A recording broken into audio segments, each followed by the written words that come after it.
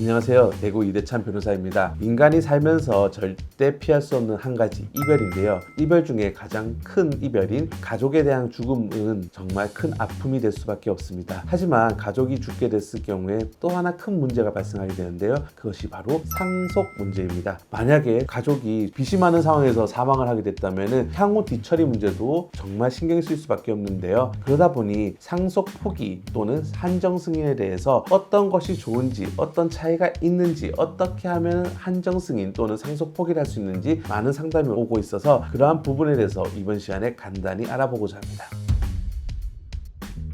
상속 포기와 한정 승인 어떤 것이 다르냐라는 부분을 물어보시는데요. 상속 포기라는 것은 즉 상속 자체를 하지 않는다는 것을 의미하게 됩니다. 피상속인이 사망을 했을 경우에 우리나라 상속 순위는 첫 번째 직계 비속, 두 번째 직계 존속, 세 번째 형제 자매, 네 번째 친인척이 될 수가 있겠는데요. 여기서 말하는 친인척은 사촌 이내의 혈족을 의미하게 됩니다. 배우자는 어디 있냐고요? 배우자는 1순위 상속인의 1.5배를 가지게 되는 규정이 되어 있기 때문에 배우자는 1순위에 따라간다고 생각하시면 될 것 같습니다. 상속 포기를 하게 될 경우에는 선순위 상속인이 아닌 후순위 상속인, 만약에 직계 비속인 자녀들이 상속을 포기할 경우에는 직계 존속이 상속을 하게 되고요. 직계 존속까지 포기를 하게 되는 경우에는 형제 자매까지 내려가는 경우가 생깁니다. 한정 승인 같은 경우에는 상속을 받는 것은 사실입니다만은 피상속인의 그런 책임 범위를 피상속인의 재산 범위 내에서만 처리를 하게 되는 것입니다. 재산이 500만 원이 있고 빚이 1000만 원이 있을 경우에 상속 순위를 받지만 빚 처분에 관련돼서는 피상속인의 재산 1000만 원 한도 내에서 처리하시는 것이고, 만약에 피상속인의 빚이 2000만 원 이상이라 하더라도 1000만 원 내에서 해결한다는 차이점이 있습니다. 또 상속 포기를 하게 될 경우에는 내가 포기하면 후순위자에게 내려가는 경우가 있어서 2순위, 3순위 사람들도 선순위 상속인이 상속 포기했다는 것을 알게 될 경우에는 상속 포기를 추가로 해줘야 되는 반면에 한정 승인 같은 경우에는 어찌되었든 상속을 했기 때문에 후순위 상속인에게 상속이 되지 않는 차이가 있습니다. 따라서 다른 친척들에게 민폐를 끼치고 싶지 않을 경우에는 한정 승인을 하라는 말씀을 많이 드리기도 합니다. 최근에는 행정복지센터, 즉 동사무소에서 상속인 금융재산 조회 신청을 하게 되면 피상속인의 등록된 재산 자료를 모두 파악할 수 있고, 법원에 가셔서 피상속인이 원고 또는 피고로 되어 있는 소송상 관계가 없는지에 대해서 한번 확인해 보시고, 만약에 소송 관계가 있다 하면 내용이나 절차를 확인해 보시는 것이 좋을 것 같습니다.